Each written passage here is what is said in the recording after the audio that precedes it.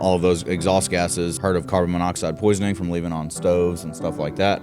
You might get light headaches, stuff like that, but then it can turn into worse symptoms. And a lot of people don't understand that the heat exchanger, it can fail, it can have cracks in it, and you might not ever know it until you've been a few months in and you wake up and you have a headache every day.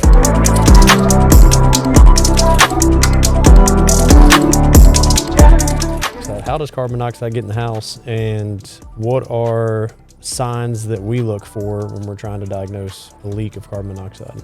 Yeah, so some people know this, some people actually don't, but regardless, the carbon monoxide is in everybody's house if you have a furnace. It's the exhaust gases from the burners that go through your heat exchanger. The way a furnace works is the flame actually goes through the heat exchanger, travels, it's got some curves in it, goes out the inducer motor, which just forces the air out of the house. All of those exhaust gases, you've heard of carbon monoxide poisoning from leaving on stoves and stuff like that. You might get light headaches, stuff like that, but then it can turn into worse symptoms. And a lot of people don't understand that the heat exchanger, it can fail, it can have cracks in it, and you might not ever know it until you've been a few months in and you wake up and you have a headache every day. That's what's important, to have carbon monoxide detectors throughout the home. Have your unit maintenance every year, furnace inspected every year. We run cameras through it. That way provide pictures, videos of that heat exchanger back to the customer. Mm-hmm.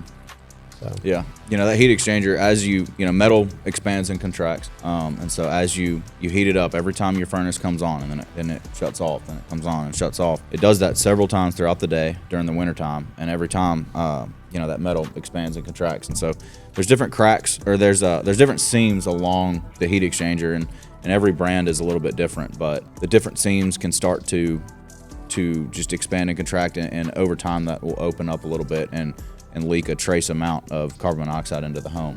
And so from there, the best thing to do is, go ahead and get that fixed before you start, seeing health problems from it. Yeah.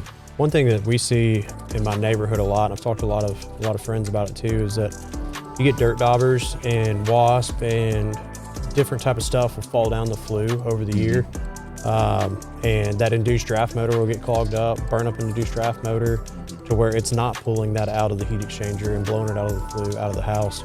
So that's a big concern too on our maintenance. We want to make sure we check that along with the pressure switch, make sure it's working properly. Mm-hmm. Yeah, the big one's the dirt daubers and just stuff in the induced draft motor. Mm-hmm.